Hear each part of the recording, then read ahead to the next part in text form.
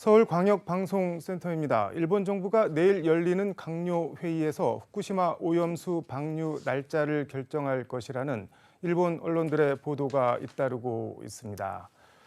오늘 여의도 초대석은 국회 농림축산식품해양수산위원회 위원과 예산결산특별위원회 위원장을 맡고 있는 서삼석 더불어민주당 의원과 함께 관련 현안 얘기해 보겠습니다. 의원님 어서 오십시오. 네, 안녕하십니까. 최근에 법률소비자연맹이 선정하는 대한민국 헌정 대상을 수상하셨다고 들었는데 네네. 일단 축하드립니다. 예, 감사합니다.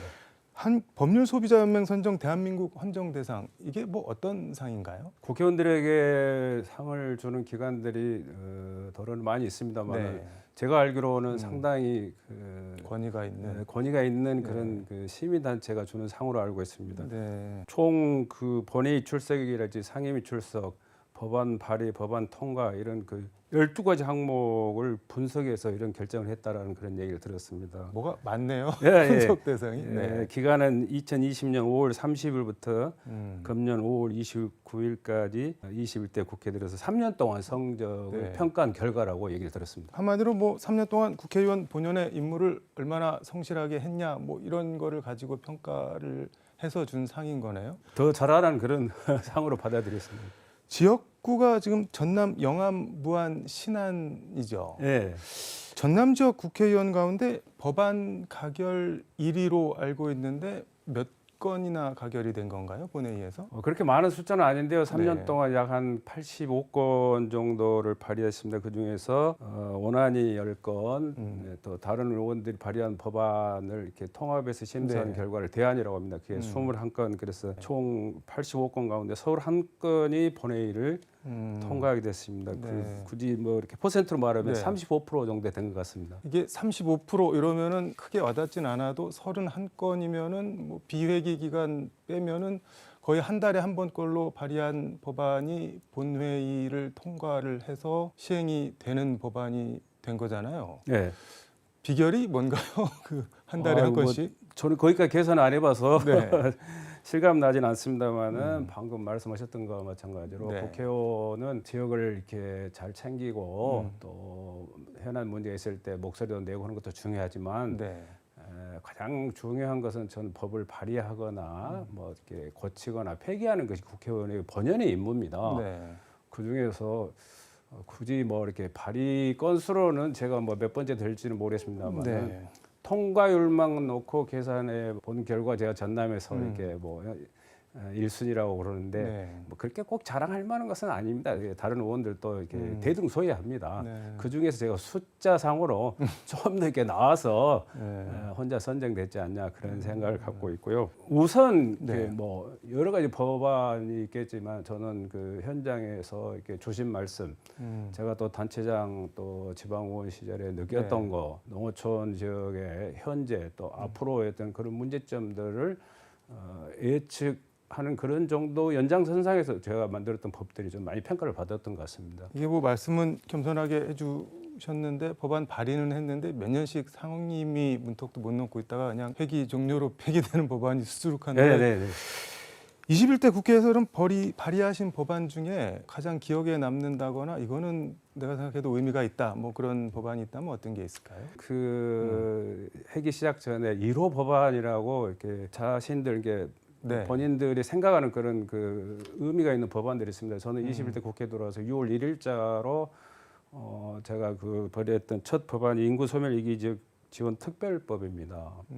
그래서 제가 먼저 가장 발의했던 이 법이 통과됐다는 데 그 의미를 두고 인구 소멸에 관한 그런 그 종합적인 문제를 국가가 핸들링하게끔 하는데 그 의미가 있죠. 그러니까 종합 대책을 세워서 수립도 하고 또 이렇게 집행도 하는 그런 그 법인데 네. 현재 그 제가 발의했던 이 인구 소멸 위기 지역 지원 특별법은 발의해가지고 지금 이렇게 현재 시행 중에 있습니다. 해당 지역에 많은 돈들이 지금 집행이 되고 있고 성과는 뭐 연말에 가서는 이제 평가를 좀 해봐야 되겠습니다만은 그런 법이라는 걸 말씀드리고 또 하나 제가 그 지방 소멸 관련해서 대응 3법이라고 제가 자칭 그 일컫는 법이 또 하나 있는데 네. 지역 농림업 발전 사업 협력 촉진에 관한 법률 요 법은 다시 말해서 협치 모델법이라고 합니다. 협동조합하고 지자체하고 협치하는 법인데 네. 이 법은 금년 말 시행을 앞두고 있습니다. 이 법이 시행되면은 어려운 지자체하고 협동조합들한테 아마 큰 도움이 될 것이라고 생각합니다. 이게 다 뭐 주민들과 조합원들한테 혜택이 돌아가는 법이죠. 그리고 지금 상임위 계류 중에 있는 3법 중에 하나가 농촌지역 공동체 기반 경제 사회 서비스 활성화에 관한 법률. 좀 꽤 길죠. 긴데요. 이런 제 3법이라고 말할 수 있는 세 가지 법을 제가 발의했습니다. 인구 소멸 위기 지역 지원 특별법 제정안 이거는 제정안인데 그럼 그 전에는 이렇게 지방 소멸을 대응하는 국가가 이렇게 총체적으로 대응하는 그런 관련 법안이 없었죠. 그럼 처음으로 내셔서 된 거예요. 예, 그래서 의미가 있는 겁니다. 요거 관련해서 지난 5월인가요? 그 국회 의정 대상 이건 국회의장이 직접 수여하는 상이에요. 네. 이거 탄 걸로 기억하는데 네. 맞나요? 예, 상금도 두둑이 타가지고 비서진들께 나눠줬습니다.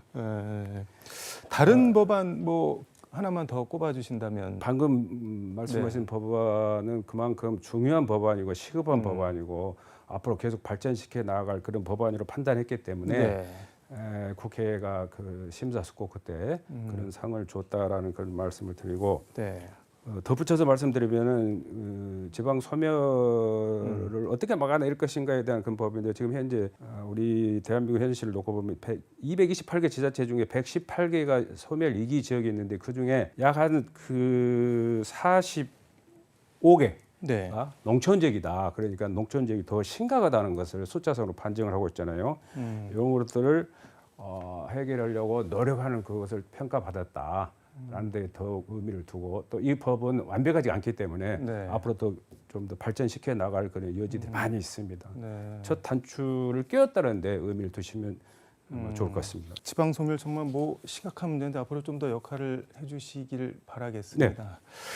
윤석열 대통령이 오늘 국무회의를 주재했는데 모두 발언에서 한미일 3국 정상회담에 대해 한미일 협력의 새로운 시대가 열렸다 이렇게 자평을 했는데 이거 관련해서 지금 후쿠시마 오염수 방류 문제는 이번 한미일 정상회담에서 의제에 올라가지 않았는데 이거 어떻게 봐야 될까요? 오염수 문제만 놓고 본다면은 결론적으로 말씀드리면은 그것은 해서는 안 될 일이죠. 인류 역사에 죄를 짓는 일이기 때문에 그리고 이거를 또 이렇게 방치하거나 방임하는 사람도 방류한 사람 못지않게 저는 더 큰 죄인이라고 생각합니다. 지구상에 우리 세대만 살고 가는 거 아니지 않습니까? 후세를 조금이라도 생각한다면 이런 일들은 처리를 해야 맞다고 생각하고 얼마든지 자국 내에서도 검토되었던 것처럼 다른 방법이 있는데도 불구하고 굳이 이렇게 해양에다가 방류를 하는 것을 선택했다는 것은 저는 어떤 식으로 됐든지 간에 어떤 국가나 어떤 민족을 이해시킬 수는 없다고 생각합니다. 애교적인 문제일 수도 있지만 우리 국내 입장에서 본다면은 대한민국의 어떤 애교적인 문제와 또 더 나아가서 주권에 관한 문제로 생각하기 때문에 윤석열 대통령과 이 정부가 나름 뭐 논리를 펴고 있지만 별반 국민들한테 그 기대치에 충족을 못 주고 있는 것이 여론상으로 나타났기 때문에 지금이라도 다시 한번 저는 또 검토를 해서 일본 정부를 좀 설득하려고 노력하는 모습을 보여주는 게 저는 대한민국 정부가 해야 할 일 아니냐 그런 생각을 갖고 있습니다. 아니, 인류 역사에 죄를 짓는 것이다. 아주 뭐 엄청 세게 말씀을 하셨는데 일단 일본 정부나 뭐 우리 정부도 그렇고 IAEA가 과학적으로 검증한 거 아니냐, 검증이 끝난 거다 이렇게 과학을 잣대를 들이대는데 그거는 그럼 어떻게 보시나요? 과학으로 안전하다는 것은 또 다른 과학에 의해서 또 그것이 안전하지 않다거나 그 내용이 바뀔 수도 있기 때문에 저는 언제든지 그 과학이라고 말하는 것은 뒤집힐 수도 있다는 건 전제하에 말도 해야 되고 또 받아들이기도 저는 해야 된다고 생각합니다. 우선 이렇게 방류를 할 수밖에 없었다라고 정부가 예측을 했거나 그것이 가능했었다라면 그게 상대적으로 방류에 대한 대비책도 그런 그 프로세스, 로드맵이 있었어야 되는데 제가 알기로는 최소한 저희 상임위를 통해서 확인한 결과로는 저는 그걸 보지를 못했습니다. 아니 대비책이 없나요? 방류 이후에? 왜냐하면은 뭐 아직 그 어떠한 피해를 줄 것인가에 대한 그런 그 결과물이 도출되지 않았기 때문에 해당 부처 장관이 대책을 세우지 않았다. 더 자세히 말씀드리면은 내년도 예산에다 이걸 넣지 않았다라는 그런 답을 제가 받은 바 있습니다. 아니 뭐 만반의 준비를 다 했다고 하는 게 정부 입장 아니었나요? 글쎄요, 저는 다른 상임위에서 이루어졌던 것은 제가 확인할 수 없었기 때문에 농해수위에서는 상임위에서 있었던 일들을 예를 들어서 말씀드린 겁니다. 지금 의원님 지역구가 전남 남해 바다가 들어가 있기도 하고 국회 농해수위 위원이시기도 한데 이게 만약에 이제 방류가 일본 언론들 보도를 보면은 뭐 이르면은 이달 안으로 한다 뭐 이렇게 그런 보도가 계속 나오고 있는데 지금이라도 뭐 대처를 할 수 있는 수단이나 방법 같은 게 있는 건가요? 그러면 뭐 국회에서든 정부에서든 어디서든 만에 하나 그 방류를 해서도 안 되지만 네. 방류를 할 수밖에 없었다고 생각한다면은 이거는 바다의 문제만이 아니고 또 바다를 거점으로 먹고 사는 수산인들만의 문제가 아닙니다. 네. 예를 들어서 저희 지역구 같은 뭐 이렇게 신안군은 뭐 이렇게 삶에 이렇게 바다로 둘러싸인 지역이고 모아는 반도가 네. 둘러싸인 그런 지역인데 이 바다에서 미치는 영향, 수산업에서 발생한 영향이 저는 그 반농 반어가 주를 이루고 있는 저희 지역 같은 경우에는 농업에도 아니면 그 1차 산업이 뭐 축산업에도 뭐 임업에도 막대한 영향을 미칠 수밖에 없다. 더 나아가서는 제조업을 하신 분이나 서비스업 종사하는 사람들 또 피해를 볼 수밖에 없는 거죠. 네. 지금 당장은 바다에서 일어난 문제라고 예상이 되기 때문에 우리가 모두 바다에다만 이렇게 총력을 기울이고 있는데 그걸 저는 벗어나야 된다고 생각합니다. 아니 농업이나 축산업에도 방류가 영향을 미치나요? 미치죠. 어떤 점에서요? 저희 지역 같은 경우에는 오로지 농사만 짓고 오로지 어업에만 종사하는 사람들이 아니고 절반은 농사도 짓고 절반은 어로 행위도 하고 있기 때문에 영향이 미칠 수밖에 없다라는 것을 말씀드립니다. 그래서 네. 오히려 해수부에다가 애교부에다가 이런 문제를 맡길 것이 아니라 예를 들면 뭐 농림부랄지 네. 더 나가서 뭐 행정안전부랄지 이런 부서가 더 나서서 해당 피해 예측 가능한 지역에다 더 관심을 가져야 된다. 네. 그런 말씀을 드리기 위해서 드렸던 말씀입니다. 이게 그러니까 뭐 특정한 한 개 부처에서 할 게 아니라 범부처 차원에서 해야 된다는 그런 그렇습니다. 말씀인 거네요. 근데 이게 지금 오염수 방출, 뭐 정부 여당 그리고 대통령 일련의 대응 총체적으로 어떻게 평가를 할 수가 있을까요? 앞으로 잘 할 수는 있을까요? 그런데 뭐 어느 대통령 어느 정부가 뭐 국민 못할 일, 뭐 나라 못할 일 할 거라고 저는 생각지는 않습니다만 네. 다만 일본이 오염수를 방류하는 데 대한 견해, 시각은 근거에 따라서 차이는 있을 수 있다고 생각합니다. 네. 그렇더라도 국민들 대다수 이상 그런 높은 프로테이지가 우려를 하고 염려를 하고 있기 때문에 이 상황은 보다 더 엄중히 지켜봐야 된다는 것을 정부에게 촉구하고 말씀드리고 싶습니다. 네. 국회 예산결산특별위원회 위원장 중책을 맡으셨는데 먼저 소감 각오 한 말씀 들어보도록 하겠습니다. 우선 뭐 지역민들의 네. 지속적인 그런 성원의 결과죠. 지역민들께 감사를 드리고 네. 기회를 주신 네. 저희 당 지도부와 여야 선배 동료 의원들께 감사를 드립니다. 또 개인적으로는 어려운 시기에 네. 제가 이 국가 살림을 이렇게 심의하는 의원들 대표하는 위원장이 됐는데 네. 그런 측면에서 보면은 다른 때보다도 훨씬 더 운신의 폭이 좁아질 수밖에 없지 않겠느냐 하는 것에 대해서는 다소 이렇게 이축된 솔직한 심정이죠. 네. 뭐 그렇더라도 살림의 규모에는 차이는 있을 수 있겠지만 방식에는 저는 별 차이가 없다고 생각하고 네. 무엇이 더 급한 것인지를 좀 가리는 그런 것들을 여러 여야 의원들과 함께 머리를 숙여가면서 네. 자세히 살펴볼 것이고 또 야당의 목소리, 여당의 목소리를 좀 종합해서 네. 또 균형 감각을 유지하는 그런 위원장 역할을 한번 해보도록 하겠습니다. 지금 기획재정부가 내년 2024년도 예산안 편성 막바지 작업이 한창일 것 같은데 이게 일단 9월 2일까지는 국회로 넘어와야지 되는 거죠. 국가재정법상 해계연도 120일 전에 제출하게 되어 있습니다. 네, 그 날짜가 맞죠. 그래서 절차에 따라서 넘어오면 11월 30일까지 여야는 심의를 해야 됩니다. 또 만에 하나 금년 11월 30일까지 심의가 안 될 경우에는 본회의에 정부 예산안이 자동 부의하게 될 수밖에 없죠. 이런 사태로 가는 데까지는 저는 어떻게 해서든 좀 막아볼 그런 계획을 갖고 있습니다. 그래서 정말 어려운 살림이었지만 네.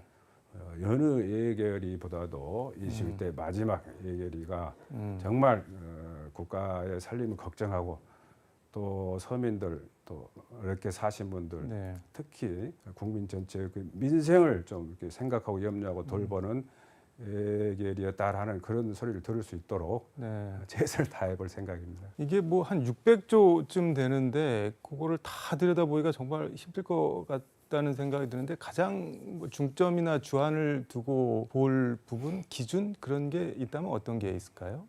어쨌든 저는 그 예산의 어떤 저희 나름대로 시각은 불효불급한 예산은 저는 삭감을 해야 된다고 맞고 또 상대적으로 필요필급이라는 말을 인용해서 필요한 데는 어떠한 식으로 됐든지 간에 견제를 피해가면서라도 저는 써야 된다라는 그런 원칙을 제가 갖고 있습니다. 네.